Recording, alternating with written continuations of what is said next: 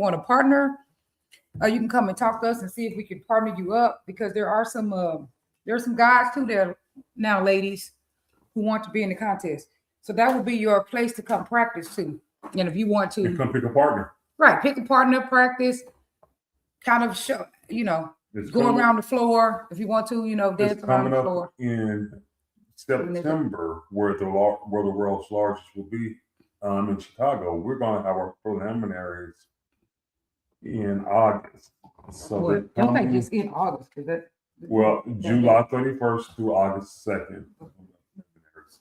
So I'm saying, go ahead. August 1st, yeah.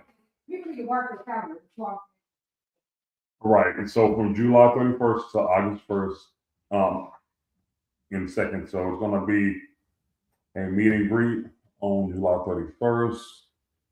August 1st is going to be the preliminaries, and August 2nd will be the going away. It's going to be a fantastic event. I would say, come on out. It's going to be a lot of people. We are going to make sure that the event is spectacular. Absolutely.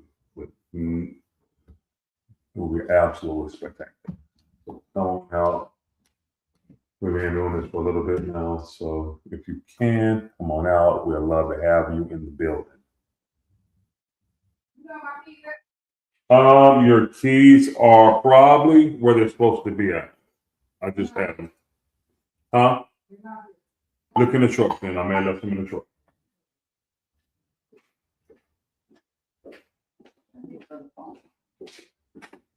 Okay. So I'll take questions. Please share the live. Good morning to everybody across the United States, whoever's tuning in. Thank you. And we do appreciate your support. This morning, we're going to talk about some topic whenever my wife comes back in here. My wife will sit around and talk about a topic. I do have something that I would like to share with her. She does not know right now, but I'm going to go ahead and share it with her here in a moment. So y'all will be the first, even before she knows what I'm going to do. What? What would they be the first to know? Oh, I was going to tell you. What was it? Huh? What was it? Well, you should know. Oh, okay. So, here we go right here. All right, so I did want to tell you something. Okay. All right, so I've been short the last couple of days, and I do apologize for being short because, I had my son here. He wasn't listening, acting crazy. So I have been short a little bit, and, you got some stuff going on, so you always like that. So whatever. But I have, got that going on. You have stuff going on. This is not how you apologize to somebody. You apologize to people, and then you halfway blame them at the same time you apologize. That is not a proper way to apologize. Like I apologized to him yesterday because I got a little loud with him, and then I just apologized. That's how you just apologize. Just apologize. Baby, I'm sorry. You don't blame the other person at the same time. I went off on you, but it was really your fault anyway. Oh no. That was your fault anyway. Oh baby, I'm sorry. But I love you. I love you too. I do apologize. Well, it happens. When you're doing all this stuff together, you kind of gonna you just gotta know that sometimes you just gonna have disagreements. You just gotta know that that's gonna happen. You're going out of town. When we went to we got married what day we get married on? Saturday. Yeah. We got married on Saturday. We had our party on Sunday, our second Sunday party on Sunday. Then what day did we go out of town? What day did we go to Virginia? Thursday. I worked Monday through Thursday. Well, I didn't work that Thursday. We went out of town, went to Virginia. We partied, of course, Friday, Saturday, Sunday. Monday, we hung out with my sister. And then Tuesday, we was back home. And we wasn't back home because I was stuck in Chicago. And then I was stuck in Austin. Then we drove straight to Dallas. This is how much stuff we done did. And it ain't all me. People like, that's you, the busybody. Because I know I've always been a busybody. But he's worse, seriously. Anyway, so we got back home Monday. Oh yeah, I mean, when we got back on Tuesday, we went to Dallas, picked his son up, went out because he wanted to still dance. He still wanted to dance. Went out to some parties, and he just wanted to show up to some people's birthday, nice birthday party. Some support. Yeah, he just wanted to go out and support some people in Dallas. So we went out, and I was looking a hot mess down there. And I mean, I had took a bath, but I felt kind of like sweaty even a little bit. But anyway, went out. And that was on Tuesday. We got back Wednesday. There was our Wednesday at Legacy. So now we back at Legacy with our party. And then we've been to everybody else's party since. We went out Thursday, Frida party. Friday, Ron Brown. Saturday, Faces of Houston. Sunday, last night we went out to the Two Steppers party, to Iris and Walters in party. I'm just saying, man, I'm tired. And then guess what's back today? Work. This is what happens when you're two busybodies. I'm already a busybody. I'm not gonna lie. Most people could not deal with me because I'm always want to do something. Okay, I'll go somewhere. But he is worse. No. John said that last night. I was telling John about us running around. He said, that's you. I said, no, it's not. It's Herman. I mean, it's 70%, 60% me, and then the rest of it. So anyway, that's been our schedule over the last 2 weeks. So I think we said we're not going out of town anywhere for how many weeks? I don't know. You got something to do coming up, but we going to New Orleans next month, right? In April. Okay. I'm ready for that. We're gonna go there and just relax, right? It's just gonna be us two. Are we gonna ride the bus? We should ride the bus. I think we should ride the bus. We'll ride the bus because we don't have to use no energy and go down there and hang out. And if we need a car, we'll rent one. But I think that don't even get no car because it's hard to park. We ain't gonna be doing nothing but on that. Right, just chilling. Right, because when you got a car down there, sometimes it can be hard to park. Right. So we gonna ride the bus. They ain't got the mega bus no more. I used to love the mega bus. I used to just love the back, that big up decker up top. I used to go up to it had a double decker. Mm-hmm. It had 2 levels. Right. I would go up top and then just sit up there and be chilling. He rides for like $30 to New Orleans. Anyway, we're going to New Orleans. That's it. And just with each other, like that's going to be our kind of like, is that going to be our honeymoon or no? Yeah. That's our honeymoon? Yeah. Okay, that's going to be our honeymoon. I'm good with that. I wanted to go to Hawaii, but we might do that. We'll do that next year. We're going to wait till after the world's largest, the whole world's largest, the prelims and the world's largest. And then we'll go to Hawaii, maybe like December. Something like that. Because now, since we're involved with this, I mean, we're going to put even more work in supporting others who are doing the contest. And so we already go to people's stuff, but we're going to put a little bit more work into that. So, because that's our thing. Our thing is to be out supporting others. And it does take a lot of energy. It does. And sometimes we be tired, but guess what? We just do it anyway. And the greatest thing is, that's what we both want to do. That's what we were already doing. I was already doing that when I met him, and he was already doing that. Even sometimes people didn't like us that much. We would be there anyway. They might have not liked us, but they'll be like, we know Butterfly coming. Or they'll be like, we know H2O coming. Yeah. So, why my camera all foggy like that? You just clean your own thing. Oh, that's what it is. Because yours is all clear and clean looking, and mine is all foggy. There go a towel or something. Oh, man. Oh, that made mine come up. No, you shouldn't be down. Oh, okay. What else? Let's talk about apologies, because when I could bring that up with my clients, that's when the fight starts. I'll be like, when my clients come to counseling, a lot of times I'll be like, you know what? I got a feeling that y'all need to apologize. There's something that both of you need to apologize for. Right. My other, I believe my little tablet. I had it. I put it somewhere. Oh, you did? Where you see? Oh, my little phone. Let me see. So what about an apology? And an apology, because that was good. Thank you, Herman, for giving me that apology. Can you do it again? Because that one didn't feel like no real apology. Tell the truth. Let's do it. And that is absolute not what to do. Just say, can you apologize again? Yeah, because you didn't apologize the first time. You said it was my fault. I didn't say it was your fault. I said it was my fault for being short. And I do apologize now. I will apologize. Yes, I will. That's what you want. Okay, thank you. I will apologize. And I apologize for, and I still do, for getting loud with you when you just told me to wash my hands. There was no reason to get loud and irritated. And there's no reason for me to be telling you, well, don't tell me something because you do it yourself. I shouldn't be telling you that. It's all good, man. No, I'm just saying. So there you go. Thank you. Thank you. So, but we're going to talk about that. So let me see what else has been happening. Oh yeah, before we talk about that, let me talk about that thing that I said on Facebook. So A lot of people commented on that. what I put on Facebook yesterday, until you find that, what I put on Facebook yesterday was, can you go there?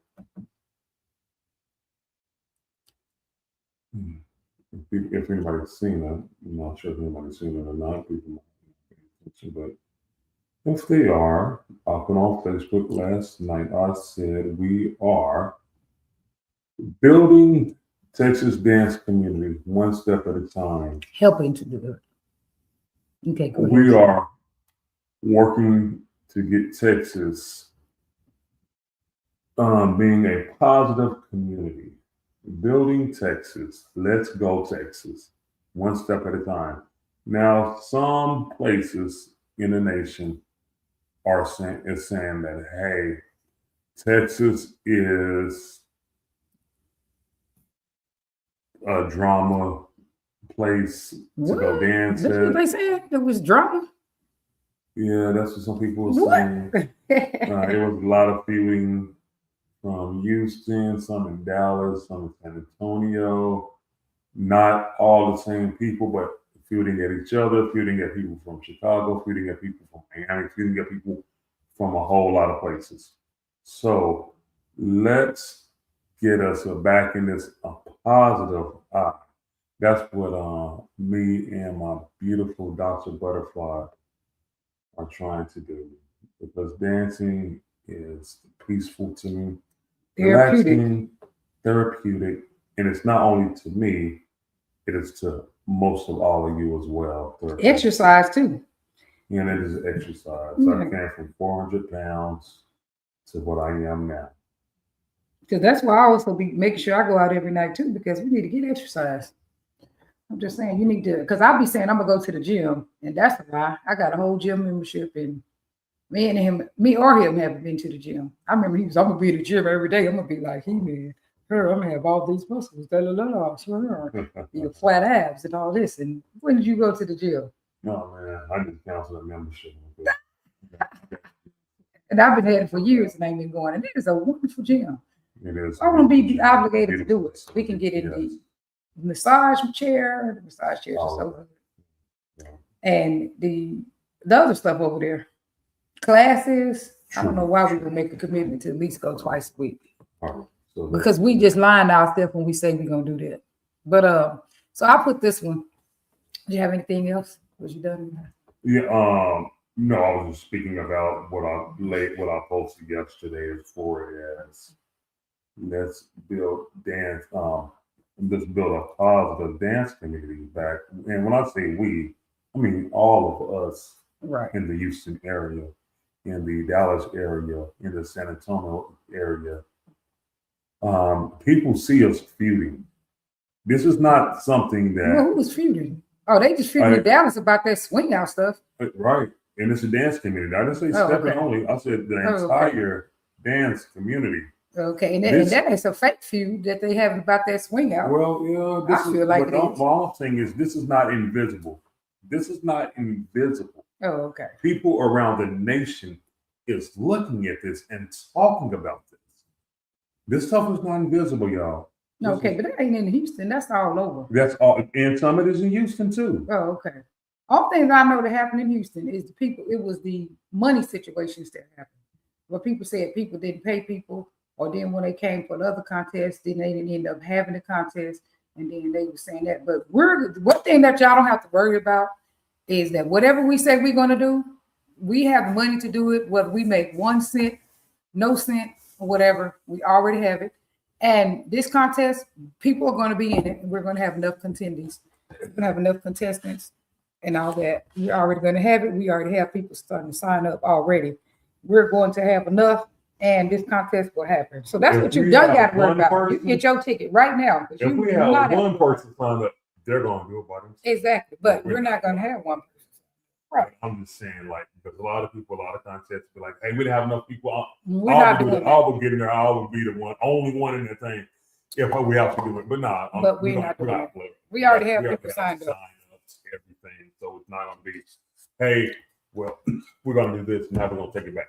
We're going to be doing the footwork for this contest. Absolutely. It is going to happen, and it's going to be great. And we're going to have enough contestants.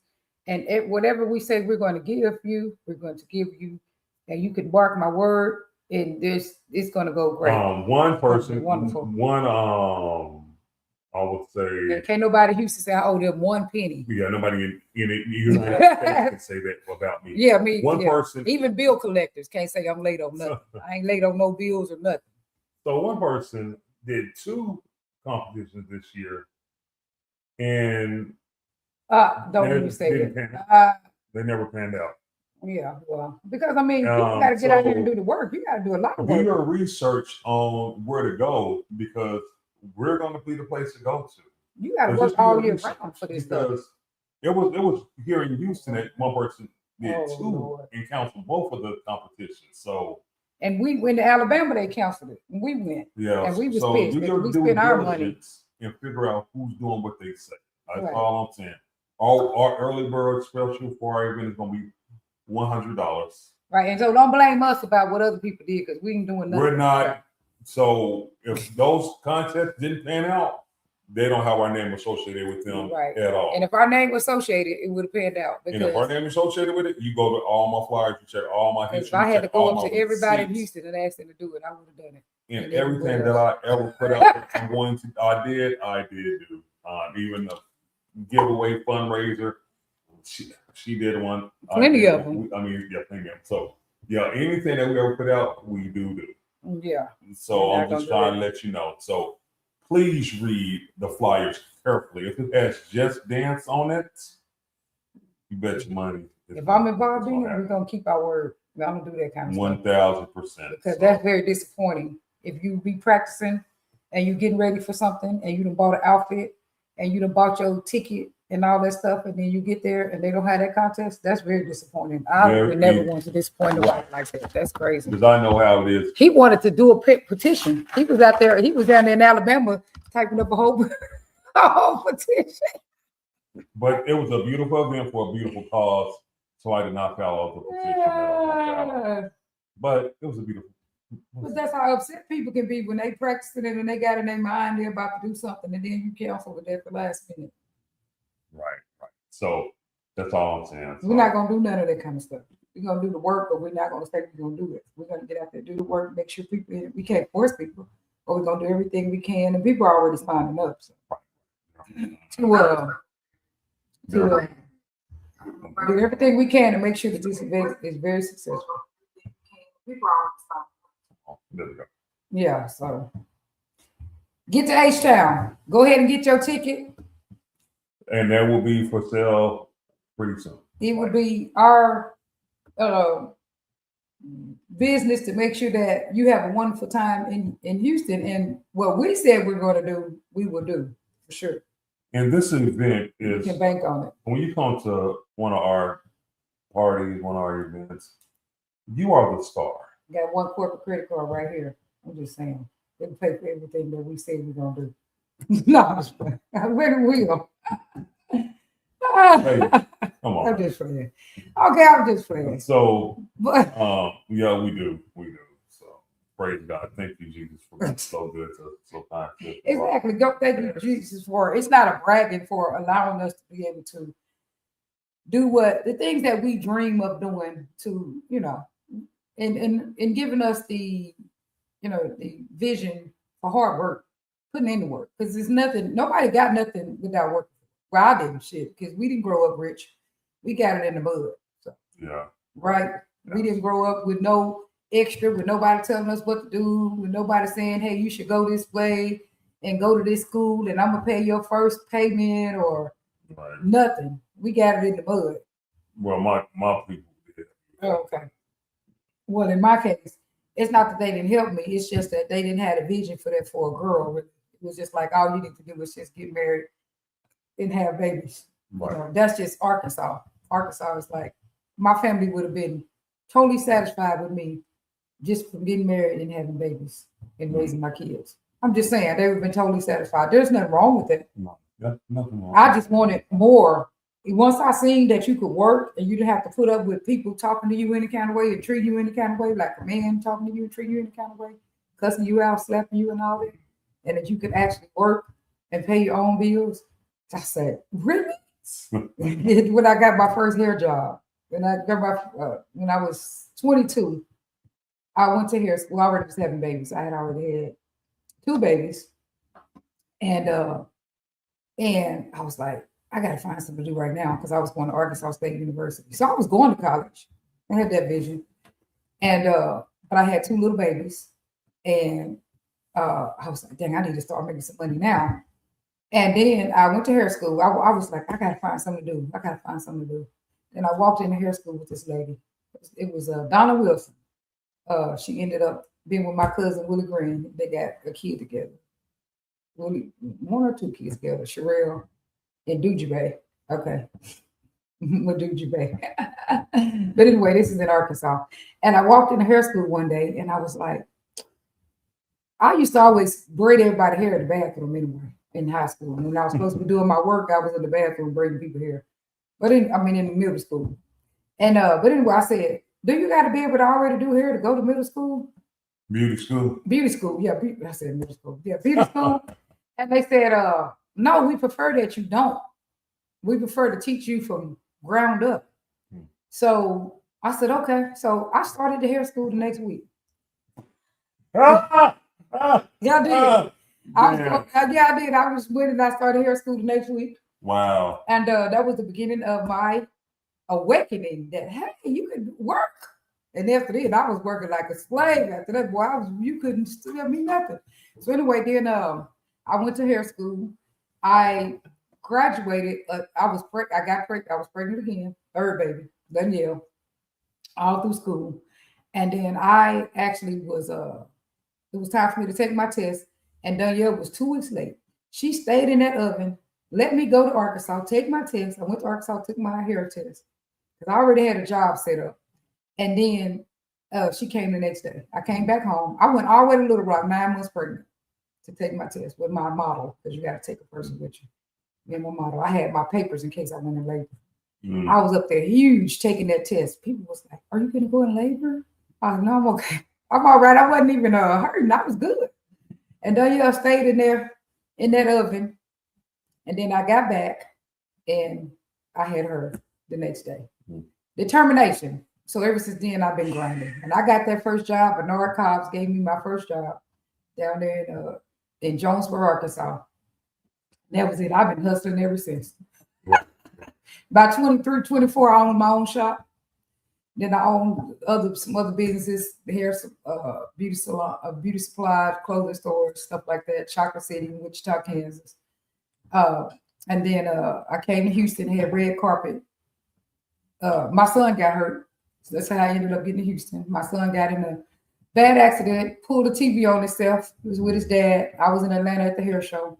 I come back, my son near death. And I had to stop everything. In 1 minute, I had to stop everything I had going on. And I had to sit at that hospital or he was not going to make it. He was 1 inch, not even an inch. He was half an inch from death. And it was like, they was trying to make me unplug him and everything. And that's Devin, the one y'all see outside. They was trying to make me unplug him. And I was like, nope. If he wants to die, if he's meant to die, he will die on his own. Because he was barely living every night. So I was like, well, he'll die on his own if he's meant to die. And that was a horrible experience. Because Q's was dying all there, and that was in the critical unit. So Q's were dying, people, it was crazy. It was a crazy experience I had. Wow. And but anyway, he survived. Some kind of way he survived. But when that was happening, I was doing real estate real big. I was huge in real estate. I was like top 10 in my company in real estate. I had my barbershop going, my clothes, my beauty supply, and all that stuff going. I was rolling 1,000 miles an hour. I was really being a busybody. Stop everything and go live in Kansas City. That was the next thing. It's like they sent him to the hospital in Kansas City once he came out of critical for his, to recover. And I said, how long is he going to be here? They said, we don't know. I said, okay, well, I got to go there and be with my kid. And remember, I have other kids now. I still have 4 other kids. And so I had to go there, be with him. My brother helped that's what my brother did, stand up. Thomas, he came over there, he helped me, and he stayed with Myra. My other kids was in Arkansas with their dad already anyway, because it was the summer. So we figured it out. I don't really know how, but that was the hardest moment and the hardest time in my life. But some kind of way, okay, he recovered. I brought him home. I didn't even know how to do that because he was on the feeding tube. He couldn't walk no more. He started all the way back as like a newborn baby. And so I was like, dang, y'all gonna leave me? How y'all gonna leave me with the kid to take care of by myself? I'm not no nurse. But they taught me how to do it. How to feed him. He feed him on the feeding tube, all this stuff. I couldn't leave him with nobody. It was just so tragic. So what I did is I sold everything I had. I said, you know what? I'm leaving Kansas because if anybody ever had their child hurt, that is the worst experience that you can ever imagine. And everybody was, because I was not with him, and everybody was asking me details to the story and all this, and it was so stressful. And people were making assumptions. Well, if God, you're saying stuff like, God won't put on more on you than you can bear. What? I can't bear this. Why did he put it on you? Why did he put it on me? Acting like you had to do something wrong for this to happen to you. All kind of crazy stuff. People be implying, acting like, because people thought back in the olden days, and we studied this in school, grief and how you help people deal with grief. How you help people deal with grief, a lot of times, is you need to just be quiet and listen and try to be there for them. But most of the things you say are going to be wrong for you to say, especially when somebody's child is hurt. But you surely don't tell them that, well, act like they was getting punished somehow. People think they're helping you when they say these type of things. You know that, right? Right. Imply that they get punished somehow, or imply that, like, say that thing, God wouldn't put more on you than you could bear, or everything is in God's will. Like, don't nobody want to hear that when their child is near death. Right. Just pray for them, be there for them, because you know that if a person can't work, they still got bills coming in. All the bills is coming in every month. You can give them a donation. If you know a person's child is like that, you can go sit with the child.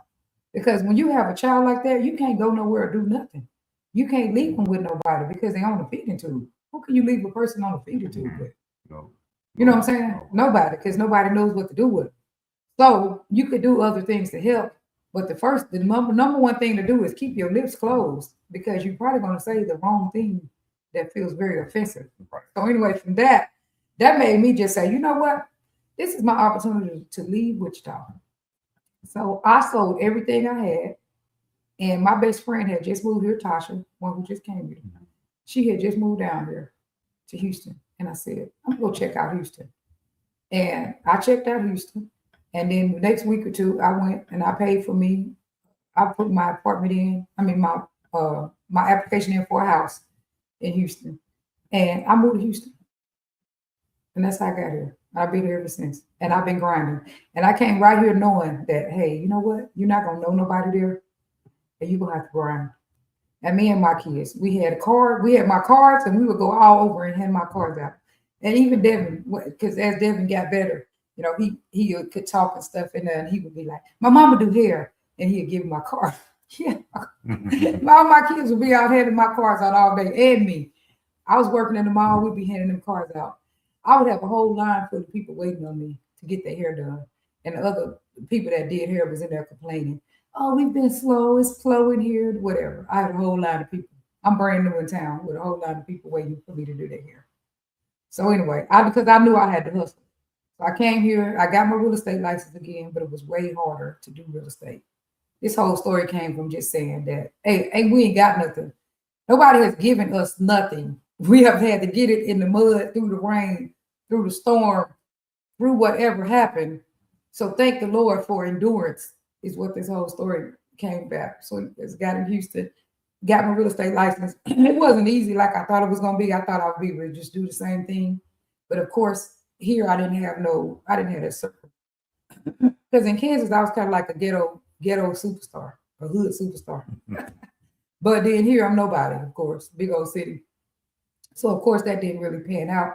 But I was doing a lot of rentals. That's what I was doing. So that is a fantastic story. Right. So anyway, that's the story of Dr. Butterfly up until I found dance. To finish that, okay, finish the real estate and then get by, just did hair and did all that. And then went to doctor school, went to school. Right, because 2009 happened when Bush was in there and nobody had no money. Everybody was losing their job and everything. So everything was slow. So then I ended up starting back to school. Me and Tasha started back to school. And I just kept going to school until I got a doctorate degree. So anyway, that's my story. That's my story. But we ain't got nothing easy. Now it's all been in the mud.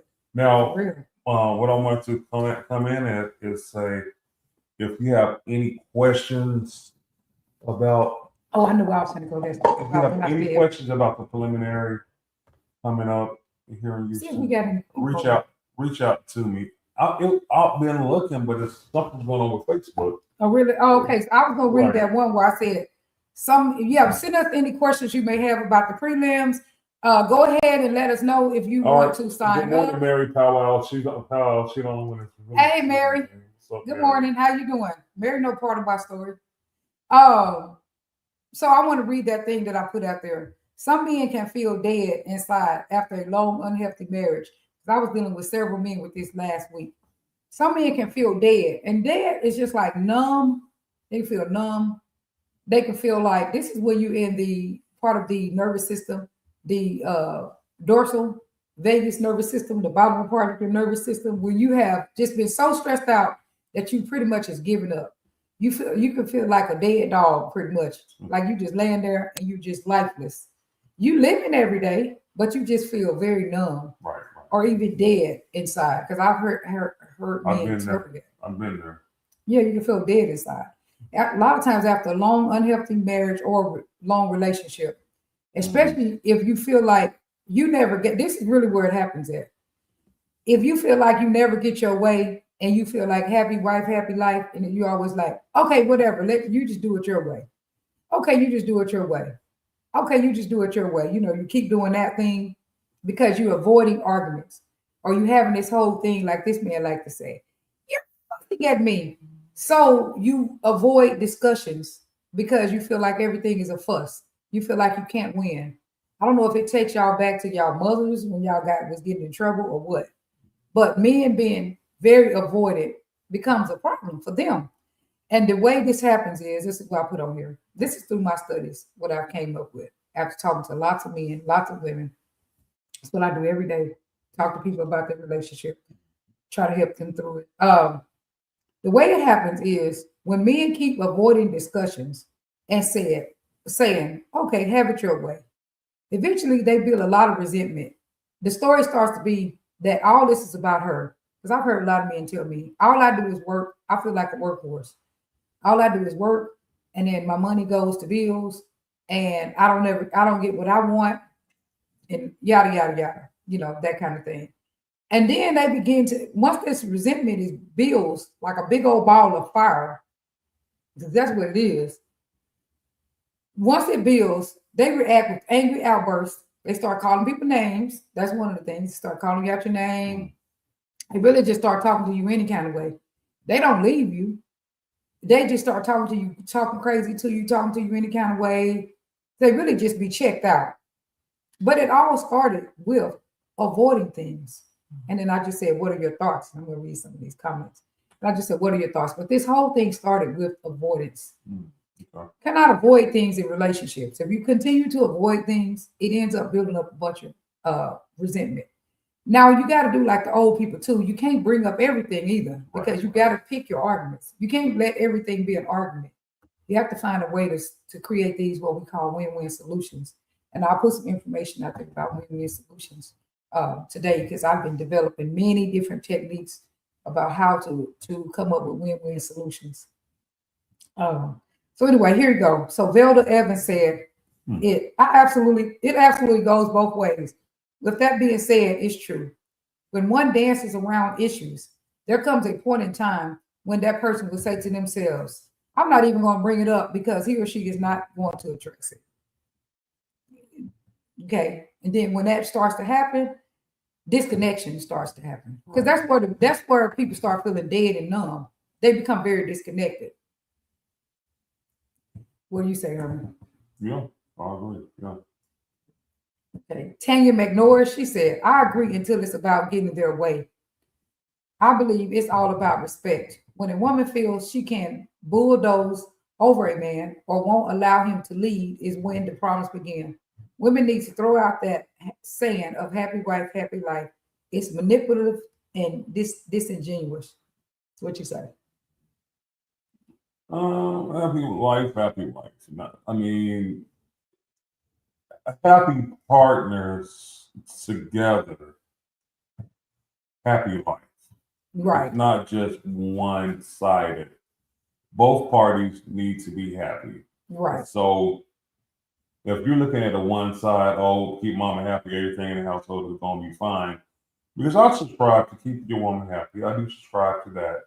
However, both parties need to remain happy, not just one party. It's more than just one person that you're with. If you're with yourself, you're married to yourself, then yeah, you can do that. And I know if people get married to themselves, you know. How do you get married to yourself? I know some people in the dance community that has done that. Well, how can you get married to yourself? So I guess they so in love with themselves, they put a ring on their finger, but like I'm married to myself. I mean, and that's okay to do that and be married to yourself, but don't have another person there. No, they don't. They're just them by themselves. Well, there's nothing wrong with that, though. People decide to be alone, but not decide to be with just nobody. like to me, I feel like if somebody does that, it's like they don't understand. Here go that old thing. But we already didn't take it in, huh? But no, we need the other thing, but we'll find it. Oh. So when people subscribe to that, it's like people don't understand some boundaries. Like, let's say we had a roommate here. We have roommates here, right? Mm-hmm. And then they're like, oh, we get along so great. Yes, they're friends. Some people want to take that to another level and be like, let's all get married. We have a group marriage, you know. And I really don't just know your boundaries or what we used to talk about. I don't even know what we're talking about right now. I feel like you got off on another thing. Well, no, what I'm saying is we talk about somebody being married to themselves. That's what we're talking about. People can't marry themselves. I mean, people can decide to not be with another partner, but they can't marry themselves. People can decide to take care of themselves, and that's just right. And there's nothing wrong with that, though. Keeping yourself, and that's just normal. You don't have to marry yourself to do that. Because some people decide to not get married for many reasons. They don't want to do the work shit. Because it is work being with people. You have to manage your mood. It's not hard to be in our relationship, but we do have to manage our mood. We have to apologize when we're wrong. We have to decide to be patient and be tolerant, and we have to decide to continue to be better, continue to reconnect with each other when we get irritated and annoyed, to get over it quickly, to try to be there for each other as much as we can, and try to remain friends and all kind of things. And some people just don't feel like doing it. They just want to do them, and there's nothing wrong with that. But if you're with somebody, you need to be willing to do the work. But Tanya said, to the other lady's comment, she said, that is Tanya McNorris. She said, that is absolutely correct as well. However, I won't say there aren't any kings out here that can't lead. She didn't say that either. I just don't run into them. The game has truly changed. Yeah. Once upon a time, a man did want to lead and impress a woman. But it is of my opinion that the evolution of time and more women getting out the kitchen and getting that higher education, things change. But for the record, I want to be led properly, for real. Like women, in my opinion, for the most part, women don't want to lead. They feel like they have to, but at the same time, we do have to bow down a little bit to get in position to be led. But I mean, I feel, yeah, we have to let the man be the man. But at the same time, it still needs to be a partnership. So how do you do that? Because if anybody feels empowered, right? Because if anybody feels disempowered, then that's them too. They're going to end up feeling Right. they're gonna end up being resentful. Right, because people neither partner needs to feel disempowered. Oh, Right. A man gonna be to me like he leads regardless. He's this man here regardless. It's not even a battle, bang or nothing. Because for one, he gonna do all the strong man stuff. So I don't want to do it. Sometimes I pull a son in the room and have a conversation with him And I like that. because he thinks he's the leader, and I'm like, look, man, you're my child. You're my stepson. Even though you're a grown man, you're still a child. You know. Right. So I have to let him know again, since my son, my biological, was here this weekend. He's 16 years old. Anything I say, he want to rebuttal, talk against, and then her son Devin sees that, and he's like, "Oh, he can do that. Let me try." So you hear how me and him getting into it. If you want to be talked to like that, then go ahead. If you don't want to be talked to like that, I highly suggest you don't. Yeah. So and I stay out of it. I'm still there. He needs to listen because he does. Right. And I told him, I said, man, everything I tell you, it's from love. It's not from anything else. You tell me stuff, and then we present it to your mom sometimes, then you're more comfortable going through me. But I'm not just some pushover in the street. Yeah. I gotta reiterate that from time to time.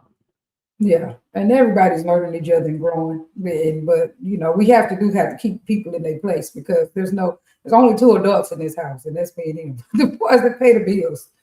Everybody else, I don't care if you're grown, you still a kid. I don't care if you're 30, if you live here, you're a kid. Right.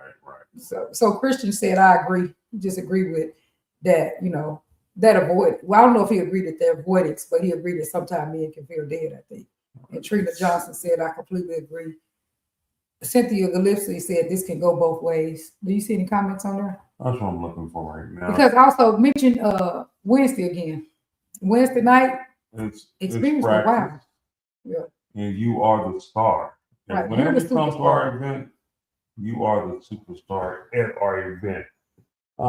Yes, let me fall back. You go be the superstar. You start going around and make sure everybody's good at the party and all that stuff. Make yourself. You could be the superstar. I don't got to be the superstar. He don't got to be the superstar. Right. You be the superstar. Shit, you come in there and shine. And it's you slide right across the floor like Michael Jackson. And I have had a few people contact me about it. I was like, hey, man, come on out. So come on out. We're gonna do every Wednesday. This Wednesday we're practicing Chicago Step In, DFW Swing Out, whatever you like to practice. We'll do it. And then if we need to get in groups, we can get in groups and everything else. So make sure you come out to have a good time. And we're practicing for the contest for whoever needs to practice. And this is a good time to meet a partner for the preliminaries. This is going to be on national stage. I guess you don't understand what this is going to do. This is going to be on national stage with everybody else. Everybody in the nation will be watching.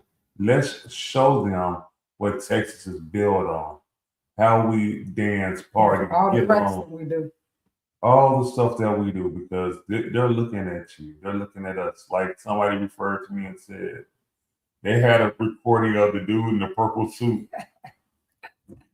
which is me. Yeah.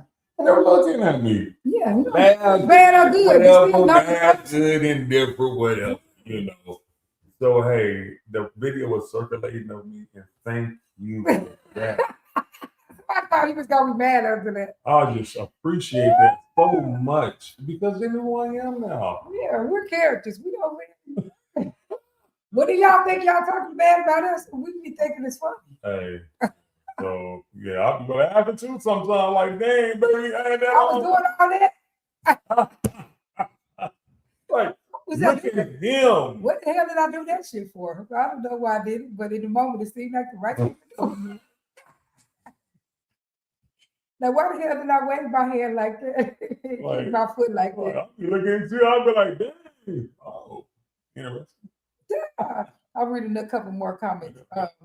Is Marquise Randall said, "This is true. Men have to communicate and let the chips fall where they may." And early in the game, you got to start out early with it. You can't just after 5 years of chaos start saying stuff. Then you got to start out in the beginning, having a voice. And so, just like dudes grew up conditioned to be strong and not to cry, even before the internet and social media pushed the narrative of happy wife, happy life. In every 30-minute sitcom, we grew up with the man always crumbled to the happiness of his wife. From I Love Lucy, The Cosby Show, to outspoken husbands like Archie Bunker, George Jefferson, and James Evans, it's to the point where a lot of self-made, self-proclaimed boss chicks won't allow themselves to be led. They can only be somewhat happy in long-term relationships where they allow the man to make decisions. She agrees with and a steady tug of war and resistance to the decisions that can't manipulate into their favor. It's not that they are not good women, but it's hard for them to lead in everything else, work, kids, business, etc. But follow a man that choose at home. So they often only get along for long periods of times with dudes that eventually folds when they push back, no matter how he feels or what he believes in. Men have to stand on what they believe in. If a resolution can't be mutually agreed on, eventually those women lose some or all respect for the man that continues to fold just because he doesn't want to hear her mouth and just to get along. So he said eventually, if the man fold anyway, the women lose respect. I think that I'm going to work even more on learning this, on getting out here this win-win solutions because it's really about a win-win solution. If he right, if the woman can continue to go over the I guess give it whatever she wants, she's probably going to continue to do it because it's a learned behavior. But if we can just not even have that ideal that I got to get what I want, I need to win, because every time you win, your partner loses. So if you win every discussion, your partner lost every discussion, and they felt disempowered. We got to figure out how to get to this win-win solution, and it can't be agree to disagree because that doesn't work either. So if you're treating your husband like a slave, you're married to a slave. If you're treating him like a king, you're married to a king. So What does that yeah, mean? What does it mean to treat him like a king? what does it Does mean that mean for him to be able to have his way, for it to go his way? for you to get have good verbal communication and how good leadership skills? What if he don't have good verbal communication? Like people that don't want to hear, they only want to hear when they saying stuff, and when you say stuff, they say they don't want to hear. Like you did me yesterday. Yeah, because you can, you know, Uh-huh. Uh-huh. yeah, I was and wondering. sometimes you have to do that because sometimes it's needed to do that. I Duh. mean, is it right? It's not right, but sometimes you have to put your foot down and say, "Look, shut the hell up and Duh. listen to what I'm talking about." Sometimes that's needed, but apology is always needed after that outcome. After the Right, because you outcome, don't want to start a habit of it. right? Correct. So, and I want you to understand that. Look, baby, I love you, and this is not how a normal conversation goes. We need to communicate, but sometimes it is needed to say, "Hey, stop right now," because Both of us stop right now. right, absolutely, because in the midst of a conversation, it's so many words that can be said that it's not meant just out of outbursts. Like, let's say we continue to talk. It's negative, negative, negative, negative, negative. And then sometimes disingenuous words will come out Right. instead of just stop, think, come back. Even Right. though those disingenuous words were not really meant felt, Right. but sometimes it's a dagger to try to hit the other person to hurt them time being. But that does not only hurt them time being, that hurts them for the long run of the course. And sometimes those words are forgotten, and sometimes those words are lingered on forever. I call my sister a bitch when we was a teenager. She still holds on that today. Like kids do that shit. Brothers and sisters do that when they were younger. So today, from when I was a teenager, I called her a bitch. I don't know when or whatever, but she still holds on to that. And that's just the craziest thing to me. I don't even remember when I did it. So We must have been in the odds one day. So, but when you do that, you say words that meant to hurt. And sometimes these words last forever because words don't last longer than if somebody were to hit you. But if somebody hit you, that's an immediate exit. You don't stay in that. Yeah. But I'm just saying, words will last because that wound will eventually heal. You won't forget it, but that wound will eventually heal. But you will always remember those words that if somebody say to you, you remember those for the longevity. Yeah. And especially, so that is true. That you could say, look, let's just stop right now. And both people stop, literally stop talking. That's Right. not so that's not wrong to say. That's a good communication strategy. Roxanne said, I really don't know. Men emotionally are a puzzle to me. That's why we need to get that group started. Testing from survival to thriving, and the women are there to observe, and it is really for men. Absolutely. So Reggie said, most of the time we let women have it because most men are not argumentative with a woman. Right. Women will usually deflect and they won't take any accountability. So to avoid stress and saying things that we know we can't take back, we just shut the F up. At the same time, though, men have to be accountable. Every woman is not the type to dominate over a man. There are some ladies out there that are fair. Domineering women are the ones that have that problem of narcissism. They want everything their way. And the simps are the ones that let them have their way. The simps are the type of men that you speak of. I don't know if they were simps or they just didn't want to be argumentative or whatever, but avoidance is a man's natural, and the science even said that most men are naturally more avoidant. And women are bringing up conversations more often. The science says that. That's not even like stereotyping or nothing. There is science, proven science that say that men are more avoidant and women, and that's not black men only, black men, white men, Hispanic men in general are more avoidant, and women bring up conversations more often. And so that's why men be saying, I just want peace and I just, but women are not typically, we're not totally peaceful. We bring up stuff, we try to resolve issues, we try to work through issues. That's just a normal woman trait. And a male trait is naturally to kind of try to avoid certain arguments. But when they do that, it ends up building up. And so then what do they need to do? First of all, choose your arguments, choose the things that's worth it. Don't go down the hill about everything, but choose what, discussion needs to be really had, and then learn to work through issues and then learn win-win solutions. And so, like I said, I will put some stuff out today about creating win-win solutions. That's what we'll be working on this whole week. Creating. Right. We worked on it before, but we'll work on it again. Well, thank everybody for coming out. See y'all soon. If you do have any questions about I got some clients today. If you have any questions about our preliminaries, reach out to us. We're going to answer. We'll get more information out soon. Let's go ahead and finish with a prayer. Lord Jesus, give everybody that's watching, everybody that's going to watch in the future, everybody in the world, please give us everything we need to give out today, this year, this week. Thank you for allowing us to do what we do. Lord Jesus, in your name, I'll pray. Amen. Peace out. Love y'all. See you.